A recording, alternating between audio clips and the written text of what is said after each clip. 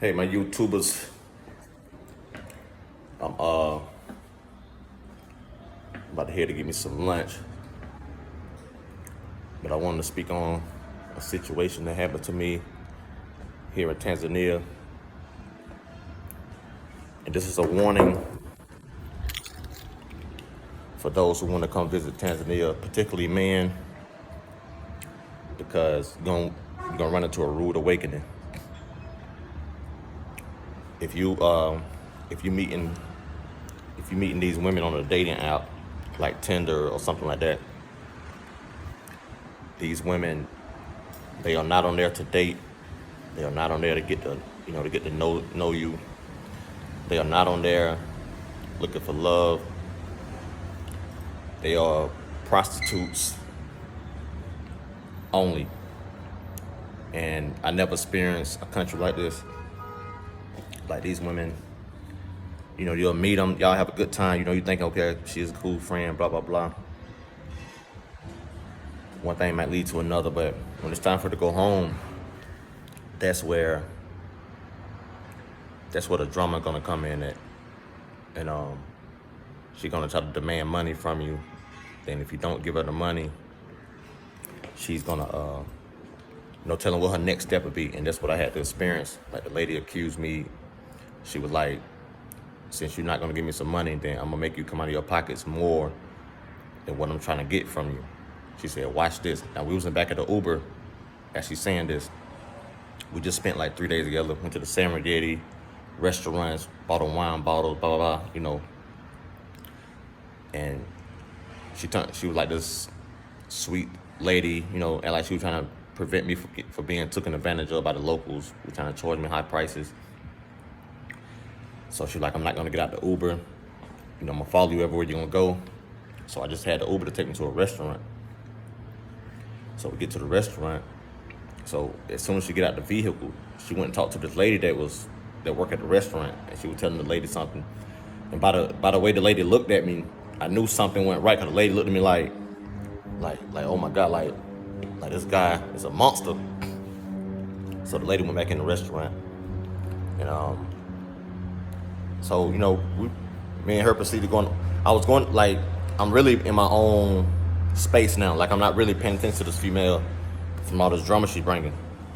But she followed, like I said, she following me. So we get in a restaurant, and so we sitting down at the table. Now a menu in front of me, a menu also in front of her. So we sitting at the table. So I'm flipping through trying to see what I'm gonna order.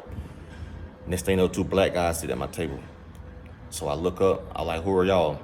They both just staring at me like, one of them kind of like mean mugging me. I like, who are y'all?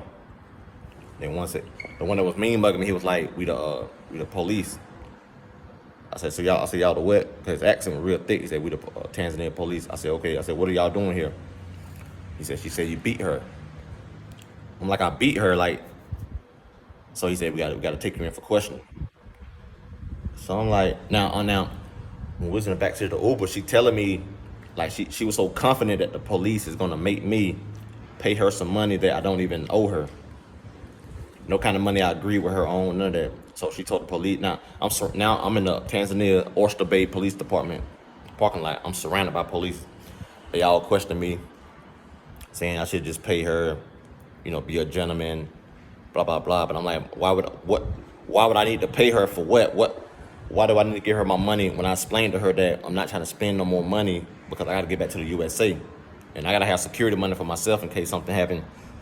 So on the way to the police station, I got on Google, and I Googled a lawyer in Tanzania, because I already heard about the Tanzania corruption. So I got a lawyer, and the lady said the lawyer gonna be on the way.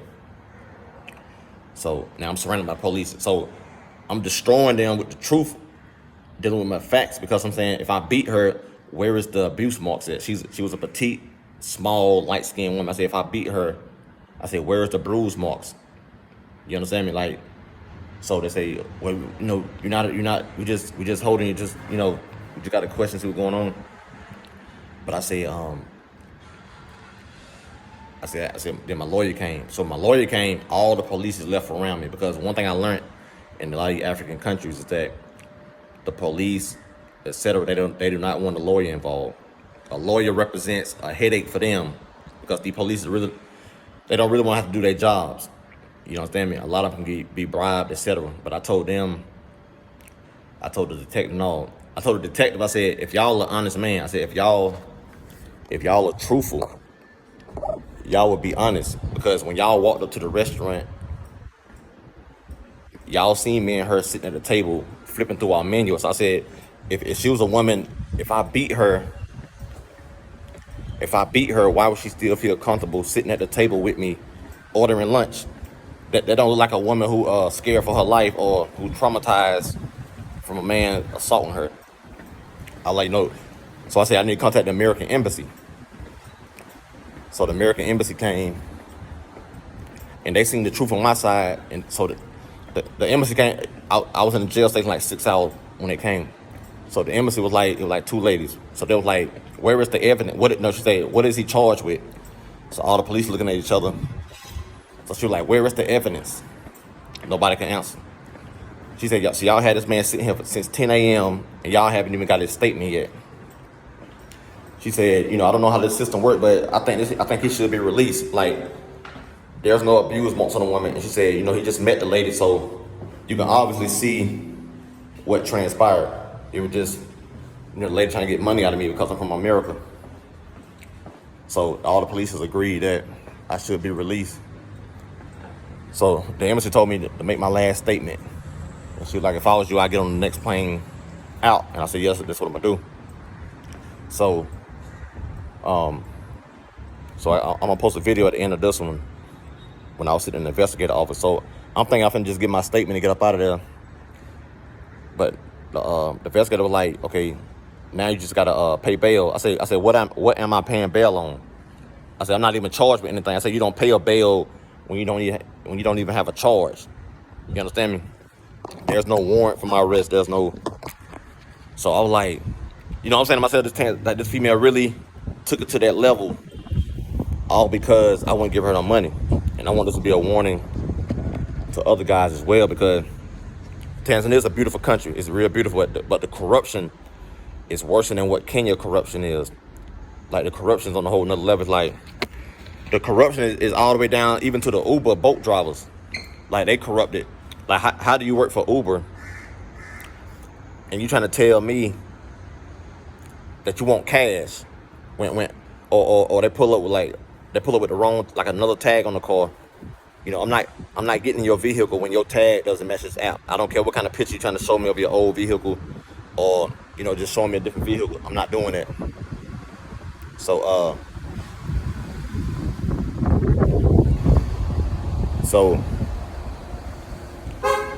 yeah, so I'm saying to myself, like, the corruption is all the way down, and you really have to know how to maneuver.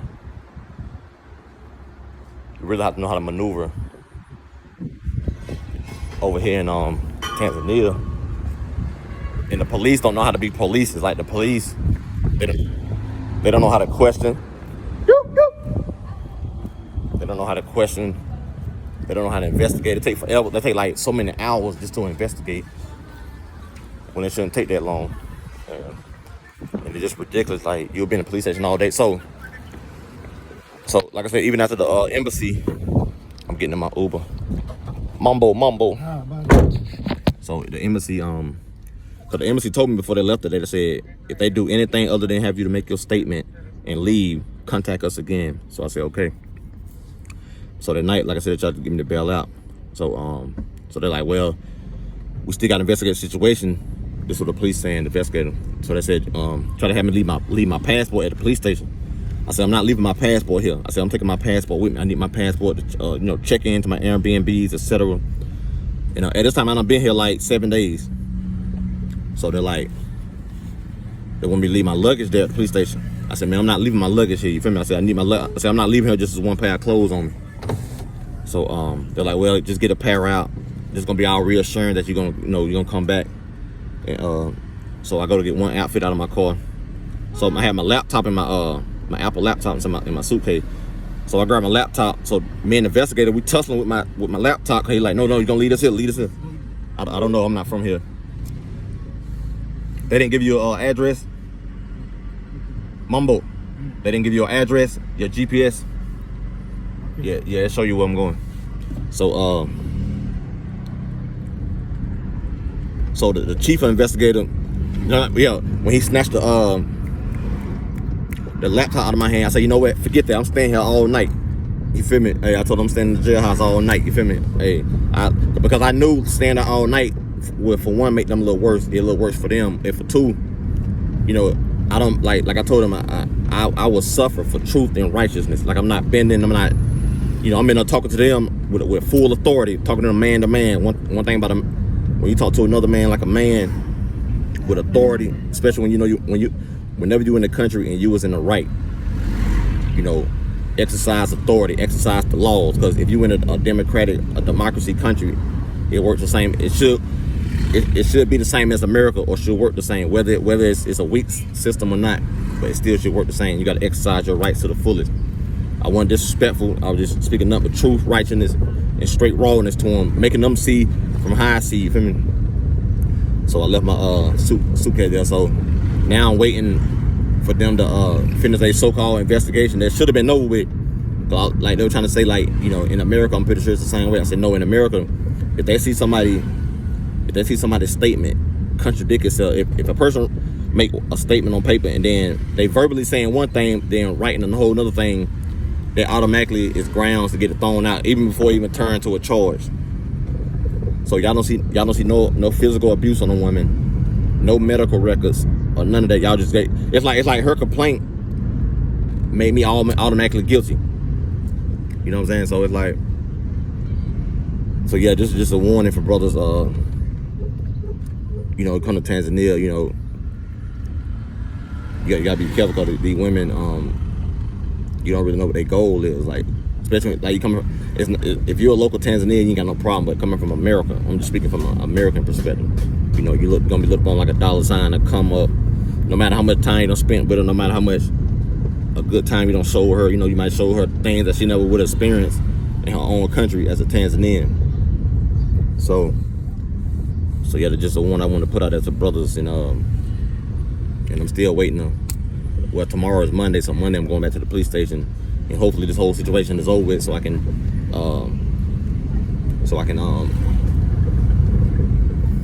book me a flight and get on back to the USA. You feel me? I've been in Africa for over 60 days. My goal was, I was in Gambia, then I was in Gambia July 10th to August 4th. Then from August 4th I flew to Kenya. So I was in Kenya from August 5th to September the 1st. Then September the 1st, I flew to Tanzania. So I done been here over the time that I had planned to stay because of this situation. I didn't even tell my family about it. But I want the embassy. I gave my embassy my mother number, my sister number, stuff like that. So the American embassy will come through for you, but they cannot force a country to do anything outside of their laws. I mean, within their laws, but they can put an enforcement on it. Because one thing these countries don't want, they don't want your lawyer or the American embassy to really get involved. I know it's a lot of black Americans. Well, there's a black American who he connected with a lot of them over here, but we had reached out on exchanged numbers or whatever. I never met him in person yet, but y'all might know his name, Travel Tribe Raw. So when I told him that the embassy came to my rescue, he was shocked. He like what? He said, I ain't never heard that. Because a lot of black Americans, I noticed, you got to get you a lawyer. Anytime you get in trouble in another country, get you a lawyer, because your lawyer is going to make the police station or whoever do what they're supposed to do, or contact people that you need to contact. But so if I didn't have a lawyer, y'all gotta excuse the light, I'm riding to the restaurant. But if I didn't have a lawyer, I would, or the embassy wasn't here, I would have been at the mercy of corruption. I wouldn't have had no defense. Like, it would have been like me versus Tanzania, basically. So it don't matter what I would have said, etc. It wouldn't have held no weight, because I wouldn't have had nothing as a defense. So I can't imagine somebody getting in trouble here and they can't afford no lawyer, or don't know how to make don't know how to exercise their rights and laws.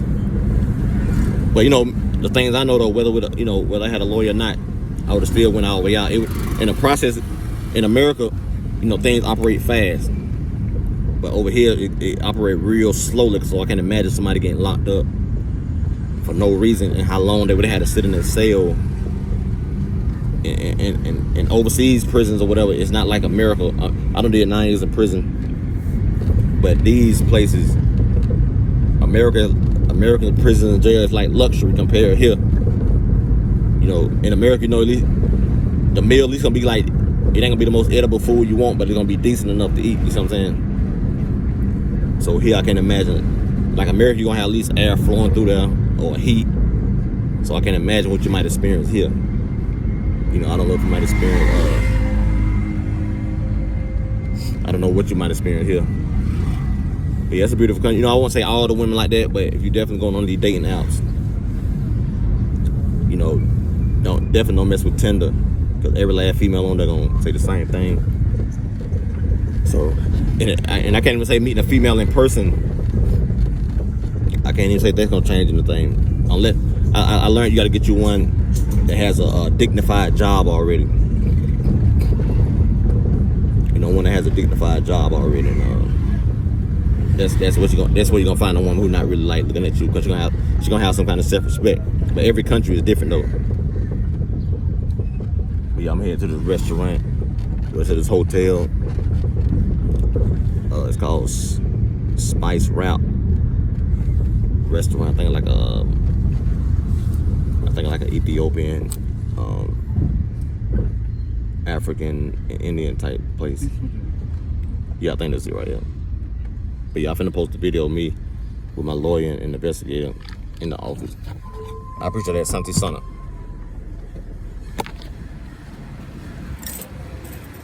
So yeah, Tanzania, the police department, with my lawyer, doing big things in Tanzania. If you know you're in the right, hey, stand on your truth. Don't bend, don't give money, stand on your truth. This is my second time. I beat Kenya corruption. Now I'm defeating Tanzania corruption. I contacted the embassy that came through, looked down for me. So yeah, come to Tanzania, you better be on your game, you better have lawyer money, and get the embassy number. Yeah. So yeah, y'all be cool. Tanzania is a beautiful country. You know, I still recommend you to come visit, but be careful, especially with the women. The women might come to you as a friend, but the whole time it's a motive. And if you don't give her money, she'll lie like she did to me, like she did on me to the police, saying that I assaulted her, but that was a lie. Accused. The accusation is where, what,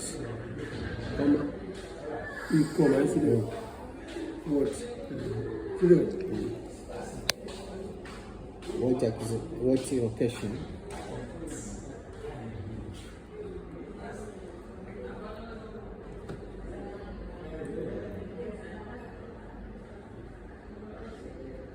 What location?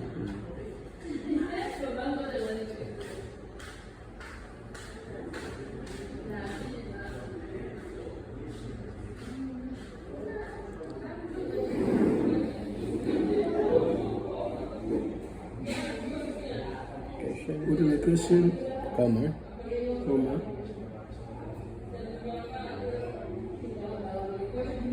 What time? When? What time? What time? It's when?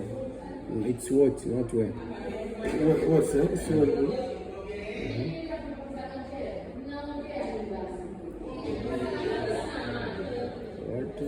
time?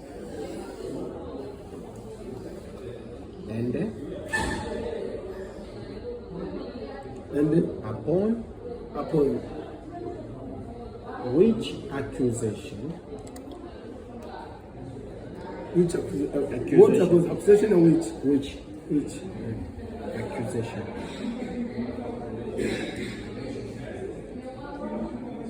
Accusation.